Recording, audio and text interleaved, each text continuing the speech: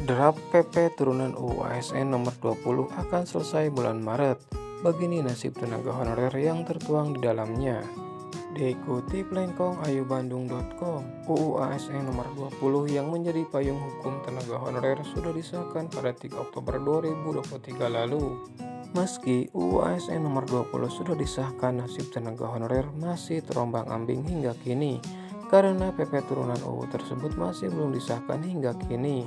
Hingga kini pemerintah masih mengebut PP turunan UU ASN nomor 20 tersebut agar penataan tenaga honorer bisa cepat selesai. Pemerintah berkomitmen untuk menyelesaikan penataan tenaga honorer ini sesuai dengan mandat Undang-Undang ASN nomor 20.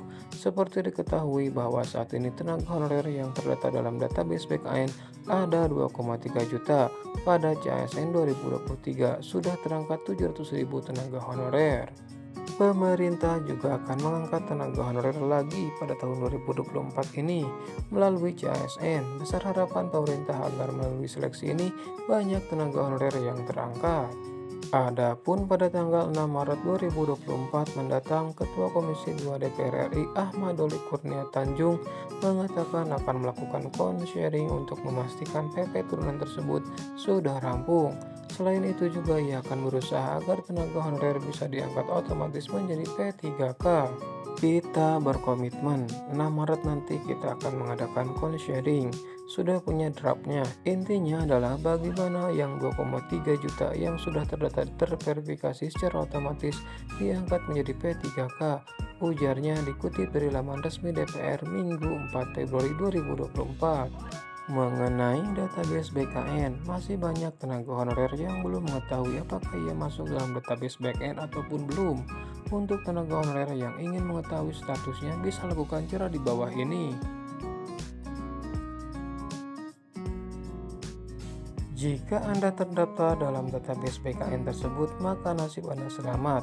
BKN dan pemerintah telah berjanji tidak akan memecat maupun mengurangi pendapatan tenaga honorer yang terdata di BKN. Dan nantinya tenaga honorer yang terdata dalam database BKN akan mendapatkan toleransi untuk diangkat menjadi P3K penuh waktu maupun paruh waktu.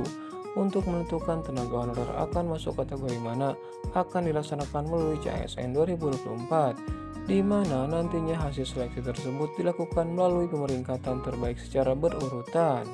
Namun, pengangkatan tersebut akan disesuaikan dengan kemampuan keuangan instansi masing-masing. Untuk instansi yang belum sanggup mengangkat tenaga honorer menjadi P3K penuh waktu, maka harus mengangkat tenaga honorer menjadi PPK paruh waktu dan secara perlahan diangkat menjadi PPK penuh waktu. Untuk mekanisme lebih jelasnya akan tertuang dalam Peraturan Menteri PAN RB.